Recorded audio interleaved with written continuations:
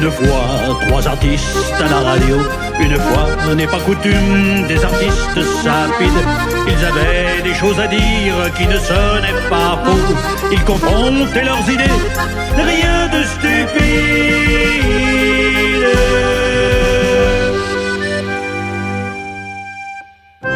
Il y avait au milieu Ferré, l'anarchiste, qui n'avait pas pour habitude de mâcher ses mots. Un parolier décalé, pas quelqu'un de lisse, qui chantait la réalité de tous les mots, qui a écrit « y a plus rien » parce qu'il n'y a plus rien. Ni dignité, ni probité, pas plus d'amour.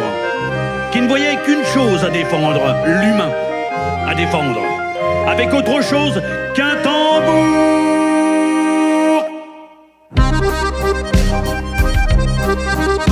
Il était une fois trois artistes à la radio. Une fois n'est pas coutume des artistes sapides. Ils avaient des choses à dire qui ne sonnaient pas faux. Ils confrontaient leurs idées, rien de stupide.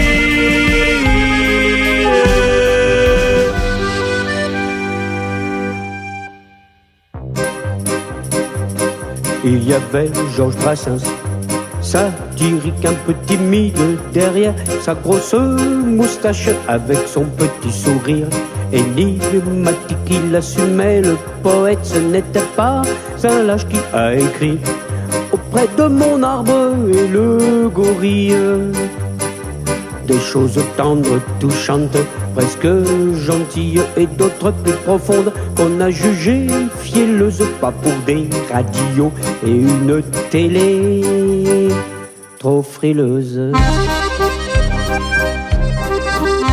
Il était une fois trois artistes à la radio. Une fois n'est pas coutume des artistes sapides. Ils avaient des choses à dire qui ne sonnaient pas faux. Ils confrontaient leurs idées, rien de stupide.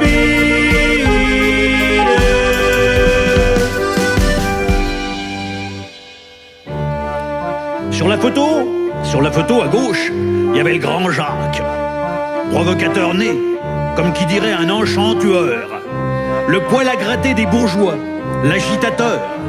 Aux bien-pensants qui le maudissent, il fait un doigt d'horreur. Pas du genre à rester caché derrière un stylo. Il disait ce qu'il avait à dire. Il persiste et signe. Il s'appelle Jacques Brel. Et Dieu sait qu'il le disait tout fort, tout haut. Ce n'était pas Mardel, pas Distel, ni même Bruel.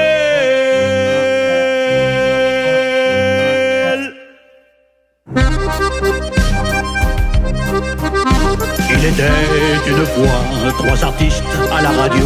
Une fois n'est pas coutume des artistes sapides. Ils avaient des choses à dire qui ne sonnaient pas faux. Ils confrontaient leurs idées, rien de stupide. Rien de stupide. Non, vraiment rien de stupide.